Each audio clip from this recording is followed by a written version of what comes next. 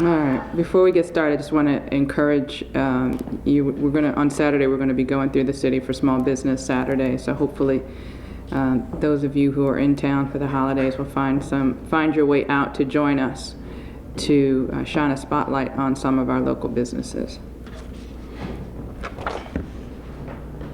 And with that, have you had any conversations with the school system about how it is that if they have metal detectors at a high school that a knife somehow gets through there? I didn't talk specifically. Right. I did not speak specifically to the metal detector issue. My focus was on checking on the student. I was at shock trauma with Dr. Thornton, giving my support to the family. I think that the school police has a lot of work to do to review what happened. It is tragic to think that a student could come in with a knife and do that much damage. It is not. It certainly does not speak well for the condition of our young people.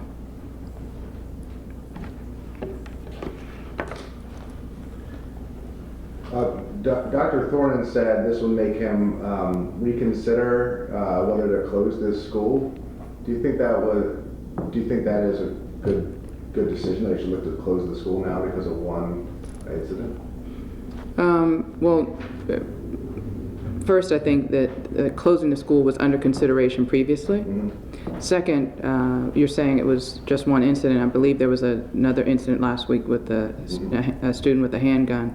And these are just the ones that are making the paper. Mm-hmm. So, I trust that Dr. Thornton's consideration for closing is more than just this one incident. Mm-hmm. And then how about this morning I was listening to the Larry Young show on the way, and a lot of people were calling in and saying, basically our school police have been pulled out of the schools because of this debate over whether they should be in the schools with their guns. Do you think we need to take a fresh look at that issue and do anything different?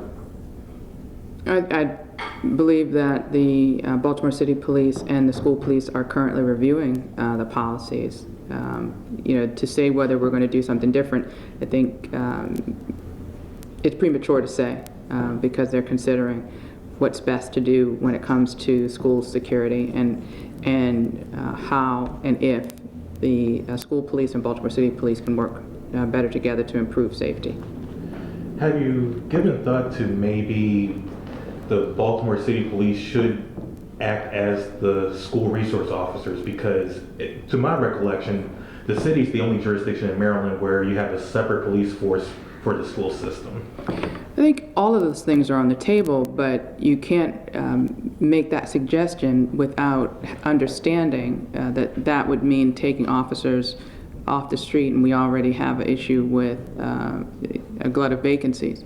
So, those are things that are under consideration, but they're not easy things to address or to solve, considering the number of officers that we have available.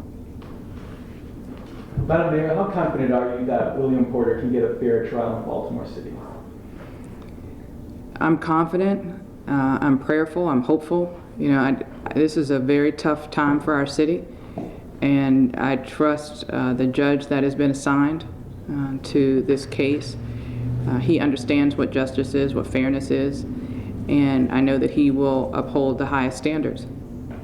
And looking at Monday, of course, is the start of jury selection. What is the city doing to prepare for that in terms of security around the courthouse and that sort of thing? We've been having constant conversations, planning sessions with the courts.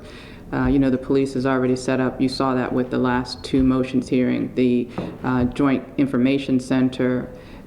We've already set up protocols with surrounding jurisdictions, so we're ready. Are you concerned at all about the situation in Chicago having an effect here? We're vigilant, concerned, but we're concerned, and we are vigilant to make sure that we are monitoring social media. We have community members who certainly don't want the city to erupt into violence again, who are being very helpful to us, sharing information. So, you know, I'm not overly concerned. What I can say is that we're listening. We have our ear to the ground. Can I take you back to April? And this was raised by the situation in Chicago because this officer who was charged with first-degree murder yesterday has been on paid suspension for 13 months. This obviously one of the dynamics of the Chicago case is that it took a very long time for something to happen in that case and on the accountability front. On April 12th, Freddie Gray was injured. On the 19th, he died. By the 24th, your police commissioner at the time, Anthony Batts, held a news conference, and it became clear that there were at least 2 policies that had not been followed: the seatbelt policy and the medical policy. Did you consider firing any of those officers at that time? I considered it, but I don't believe you can find any portion of their contract or the Law Enforcement Officers' Bill of Rights that would have allowed that. Did you consider doing it regardless? That's silly.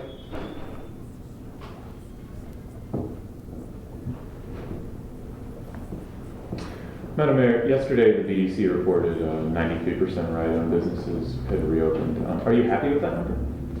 I think it's a great number. The BDC, our federal partners, state partners, city government has been very responsive in focusing on getting these businesses back open, being innovative and creative about closing the gap on funding when the businesses needed it. And I think that the fact that we're almost at 100% it is a great sign. Do you think we can get to 100%? Is that a possibility?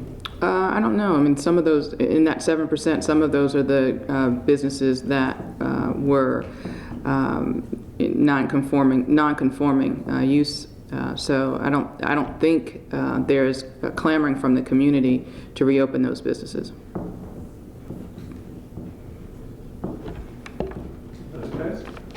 Well, I guess one last question besides coffee. I mean, obviously it's been a tough year for the city. I mean, what do you find to be thankful for despite the trials and tribulations Baltimore City has gone through the past year? I mean, there's so much to be thankful for. You know, I think when you have tough times, you can spend a lot of time focusing on the problem and lose sight of the progress that we've made. Baltimore, like many cities across the country, have experienced a really, really rough year. It was a traumatic year for us, but we are resilient, and I'm thankful for that. The way that the residents, community members, faith leaders, institutions, businesses rallied together, you know, after the unrest and the riots. I'm very grateful for that, and I'm thankful that, you know, we have another day to work to get better. You know, the problems that we face, it's funny, you know, that we spend a lot of time playing the blame game. You know, the problems that we experience in our city, you know, they didn't crop up on February the 4th, 2010. You know, these are problems that have been, you know, that have faced our city and cities across the country for generations. And, you know, the fact that we get another day to work on them, you know, I'm very grateful for that, because I'm not convinced that our best days aren't ahead of us. I'm very optimistic about the future of our city, and I'm not going to allow even this very, very tough year to be the defining moment for our city. I think we will be defined not by the riots and the unrest, but how we come together and how we are resilient to fight for what we know our future can be. Thank you, everyone. Thank you. Thanks, John. Thank you.